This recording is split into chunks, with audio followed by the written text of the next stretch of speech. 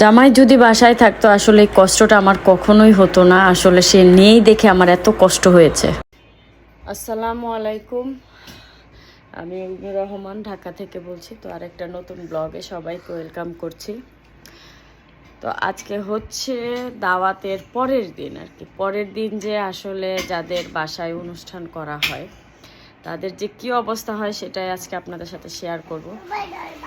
আচ্ছা ধরবেন না, তুমি কথা বললো না, ঠিক আছে আমি কথা বলি। তো আসলে আমরা হচ্ছে অনেক রাতে ঘুমিয়েছি, সব কিছু এলোমেলো ওইভাবেই আছে, যা যতটুকু পেরেছি ঠিক করে রেখেছি। আর সবচেয়ে বড় কথা হচ্ছে আপনাদের ভাইয়ার হচ্ছে আজকে শুটিং আছে আলহামদুলিল্লাহ টাঙ্গাইল। তো ও চলে যাবে হচ্ছে 5টার দিকে, তো এই কারণে আর্লি আমরা মানে শব্দ করলে ঘুম নষ্ট হয়ে যাবে, আর ও সারাদিনের ব্যস্ততা ছিল। তো ওই কারণে রাতে সব কিছু আর করে রাখতে পারিনি, না হলে বেসিক্যালি আমি সব কিছু রাতে শেষ করে পরে ঘুমাই। আর অনেক দিন পরে হচ্ছে আসলে এই দখলটা আমার উপর দিয়ে গিয়েছে। এক হাতে সব কিছু করা কিন্তু খুব কষ্টকর হয়ে যায়। তো কি কেমন আছে আমার ঘরটা সেটা আপনাদের সাথে আজকে শেয়ার করব। তো হচ্ছে এই যে দেখেন আমার টেবিলের অবস্থা। কণ্ঠ হুজরাত সাউন্ড কমাও না, কথা বলবে না কিন্তু আরো কমাও। তো যে মাংসের তরকারি রয়ে গেছে, তারপর হচ্ছে কিচেনটা দেখাই। এমনিতেই তো হচ্ছে ছোট কিচেন, এর মধ্যে দেখেন অবস্থা। এই যে সব সব এই যে এত বড় পাতিলে রান্না হয়েছিল, তো এগুলো হচ্ছে এখন ক্লিন করব। সব কিছু ক্লিন করে দেন হচ্ছে ফ্রেশ হব, ঘরটর মোছা টোছা ঝাড়টার দিব। আসলে আমার কিসমতি খারাপ, খারাপ বলবো না, থাক আল্লাহ নারাজ হবে। আলহামদুলিল্লাহ খুবই ভালো, কিন্তু আমি আমার হেল্পিং হ্যান্ড রেখে আসলে কোনো শান্তি পাইনি। একজন ছিল টানা 1.5 বছর, ওর কাজগুলো হচ্ছে আমার পছন্দ হয়েছিল, আর ওকে রেখে একটু শান্তি পেয়েছিলাম। এরপর থেকে যতগুলাকে রেখেছি সব এই অবস্থা। তো হুজরাতের ভীষণ জ্বর আর কাশি, তো ওর জন্য যাও রান্না করা হয়েছে।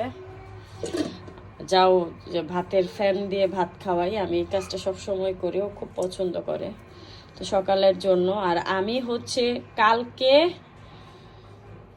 দুপুর থেকে এই পর্যন্ত, আজকে এখন বাজে প্রায় 10টা 11টার মতো, কিচ্ছু খাইনি, কারণ আমার রুচিতেই আসলে হচ্ছে না। খাবো ওই মানে রুচিতে হচ্ছে না। দাও মা চিমটিটা দাও। তো দেখেন অবস্থা, সবাই ক্লান্ত, সবাই। আমার হচ্ছে এই জায়গাটা জানে কি হয়েছে রে, ব্যথাও লাগে। এখন হচ্ছে ক্লিন। আল্লামো চিমটি এখানে রাখে না, দাও দাও দাও। এই হচ্ছে আমার রুমের অবস্থা। এই পার্সটা উঠাও। পার্সে কত টাকা আছে জানো? পার্সটা এইভাবে ফালায় রাখছো। এই যে 2 মেয়ের অবস্থা খারাপ, যারা দাওয়াত খেয়েছে আসলে তাদেরও অবস্থা খারাপ এইরকম। তো কিছু ফুটেজ আসলে রেখেছি, আপনাদের সাথে শেয়ার করব। কাজকর্ম করে দেন হচ্ছে দুপুরে ভিডিওটা আপলোড করব, যে কাদের খাওয়ালাম কি খাওয়ালাম কিছু শেয়ার করব আপনাদের সাথে। তো এখন হচ্ছে ভিডিওটা অফ করি, কাজ করি, দেন হচ্ছে আপনাদের সাথে শেয়ার করব। একটা সুন্দর একটা জিনিস দেখাই আপনাদের। এই হাঁড়িটা আপনাদের সাথে শেয়ার করি। আমি যখন কিনেছি এই হাঁড়িটা কিন্তু আমি ফার্স্ট টাইম ব্যবহার করেছি, প্রায় 1 বছর আগে আমি হাঁড়িটা কিনেছি। এই যে খুবই সুন্দর, অনেক কিছু আটে। তো এটা যখন থেকে রান্না করেছি ওই সময় রেখে দিয়েছিলাম, ওই রকমই গরম ছিল, ওভেনেও দিতে হয়নি। তারপর হচ্ছে এই হাঁড়িটার একটা বিশেষত্ব হচ্ছে আপনি কিন্তু ওভেনে রান্না করতে পারবেন, গ্যাসের চুলাও রান্না করতে পারবেন, বাট গ্যাসের চুলা থেকে হচ্ছে সব থেকে বেটার হয় হচ্ছে যে আমরা কারেন্টের যে চুলাগুলো ব্যবহার করি ওটাতে ব্যবহার করলে খুবই বেটার। এটাতে আপনারা সব কিছু রাঁধতে পারবেন, কারি থেকে শুরু করে খিচুড়ি পোলাও সব কিছু।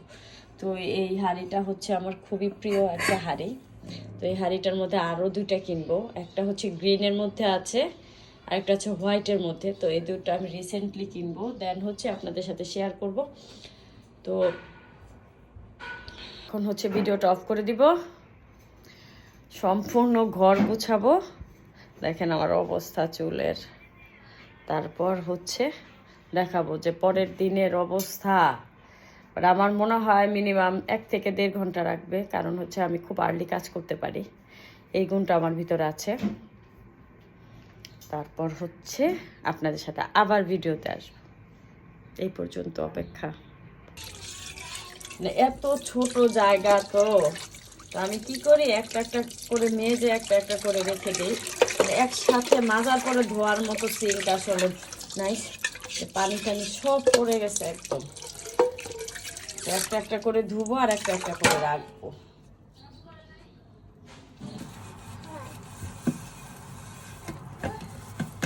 এগুলোতে কেক বানানো যায় না? তো হচ্ছে এই যে এগুলো ধুয়ে মেজে একদম মানে টাওয়ালের উপরে পানি ঝরতে দিয়েছি, কারণ এগুলো হচ্ছে আমি এখন উঠানো আমার পক্ষে পসিবল না। এগুলো আমি সন্ধ্যায় আসলে রেস্ট নিয়ে পরে আস্তে আস্তে গুছিয়ে ফেলবো।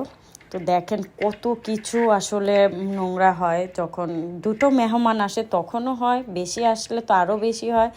তো এই অবস্থা হয় যখন মেহমানরা চলে যায়, তখন আমাদের ঘরের অবস্থা এরকমই হয়। যখন আমরাও যাই মানুষের কাছে তখনও কিন্তু এরকম হয়। তো এই তো যারা দাওয়াত খেয়ে যায় তাদেরও অবস্থা খারাপ হয়ে যায়, আর যারা দাওয়াত খাওয়ায় তাদের অবস্থা তো আরও বেশি হয়ে যায়। আর আমার বেশি হয়েছে, কারণ হচ্ছে আমার তো কোনো হেল্পিং হ্যান্ডই নেই। আপনাদের ভাইয়া যদি বাসায় থাকতো তা আলহামদুলিল্লাহ আমি অনেক কিছু থেকে মানে একটু শান্তি পেতাম আর কি, সে করে দিত। তো এই হচ্ছে আমার ছোট্ট একটা ব্লগ।